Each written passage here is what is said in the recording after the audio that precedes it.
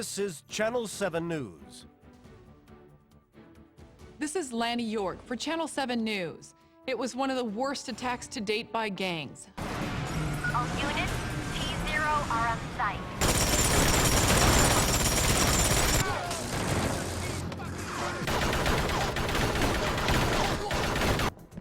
Rocksteady Studios is probably best known for the Batman Arkham series, but back in 2006 they released a gem called Urban Chaos Riot Response for the PlayStation 2 and Xbox.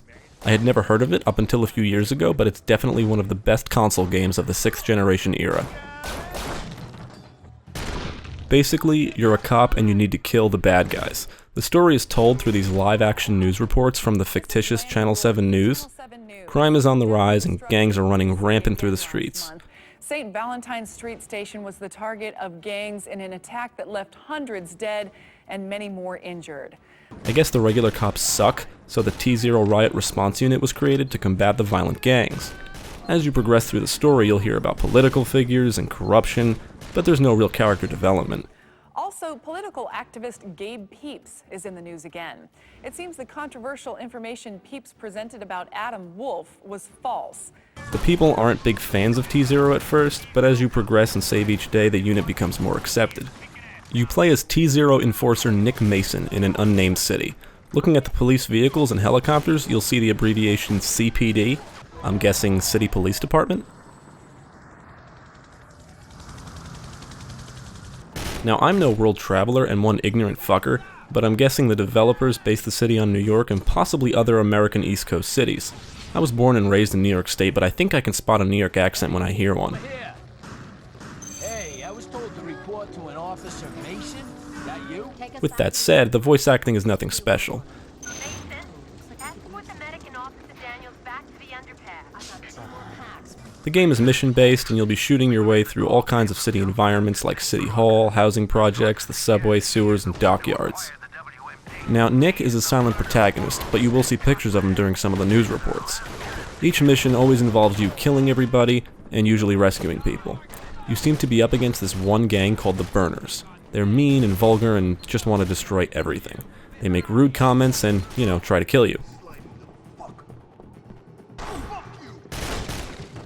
At first, you'll be equipped with typical weapons like a pistol and a taser for arresting enemies.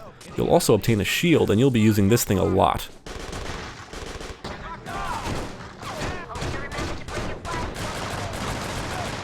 Now, it's shoot to kill out there, and each mission has secondary objectives to complete, which include a specific number of headshots, completing the mission without restarting from a checkpoint, collecting all the masks, and obtaining a specific number of arrests. Now, completing these objectives rewards you with medals. The more medals you have, the more upgrades you unlock, like weapon damage upgrades, weapon attachments, better armor, more ammo, shit like that.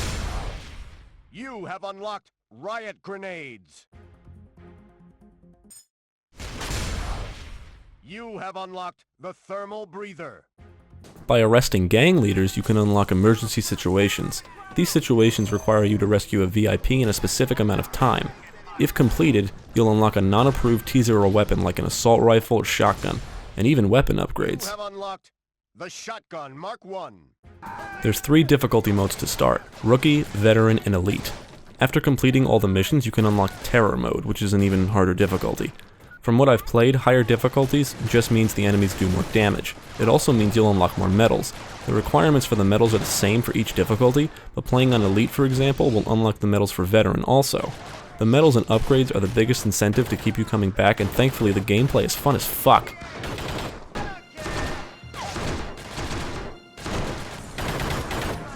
The controls are solid and the shooting feels great. You can hold all of the weapons and you'll always start each mission with the T0 weapons, but you can pick up more from fallen enemies like cleavers, molotovs, nail bombs, machine pistols, a grenade launcher, magnum pistol, sawed-off shotgun, compact assault rifle, and a chainsaw. You'll eventually unlock riot grenades, which is a great alternative to the taser. The taser requires you to approach an enemy and shock him to arrest or incapacitate him.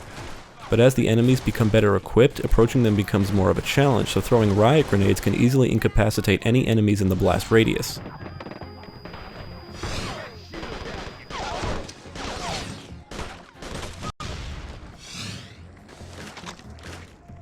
Now, the most unique piece of equipment is the shield, because it's your main source of defense, and you can also use it to bash dudes to death. It's fucking awesome. This thing blocks gunfire and explosions, so it's one of your ultimate assets. It's kind of cool to put your shield up and see the gunfire bounce off as you watch the shield fill up with bullet decals. Eventually you'll obtain a thermal breather, which you'll need to use in areas filled with smoke, so you'll get to kill dudes using infrared vision. Yeah.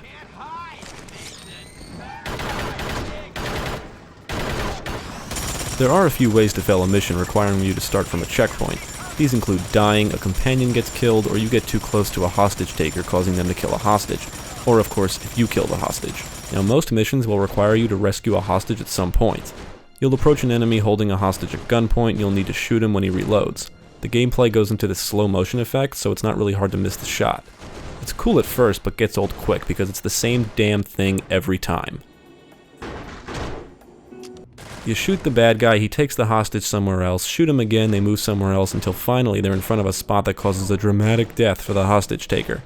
He'll fall back into an oncoming train, or off a ledge, or into some electrical equipment, things like that. Sometimes you only need to shoot them once, but the process never changes. Many times you'll be required to escort and protect a civilian, firefighter, or medic. Civilians unlock or activate something, allowing you to progress. Firefighters are mainly used to open doors and put out fires, and medics help the injured and Nick himself. There is no regenerating health or health packs, so you can run to a medic to get healed, but they can only heal you 3 times during a mission. I've got 2 more packs when you need them. Sometimes you'll be accompanied by police officers, and they can even give you ammo, which I never needed. And they'll actually kill some bad guys, usually stealing your headshot or arrest, those fuckers. You can order any companion to complete an action, follow you, or take cover. I rarely use the cover command as they're pretty good at staying out of harm's way.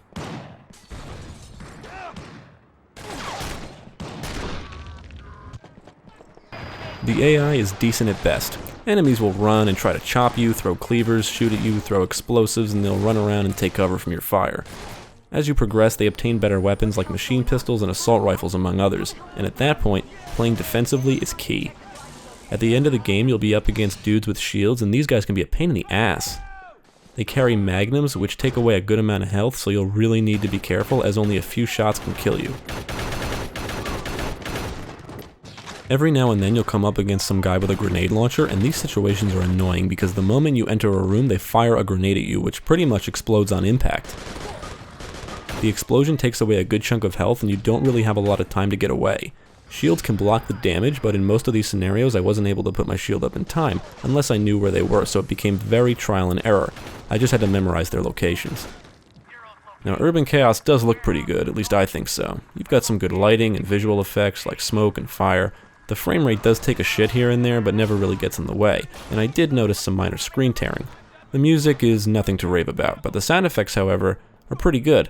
The gun sound effects and explosions all pack a punch, and the sounds of the city in the background like honking horns and sirens are a nice touch. Overall, Urban Chaos Riot Response is a very fun game, and I don't really have a lot of negative things to say about it. It kinda makes you feel like a badass cop, like one of those cops in the movies with no regard for public safety, and they'll do whatever it takes to kill the bad guys. Unlocking all of the upgrades may keep you coming back, and the combat is just awesome. You can find it pretty cheap these days, so I definitely recommend picking this one up.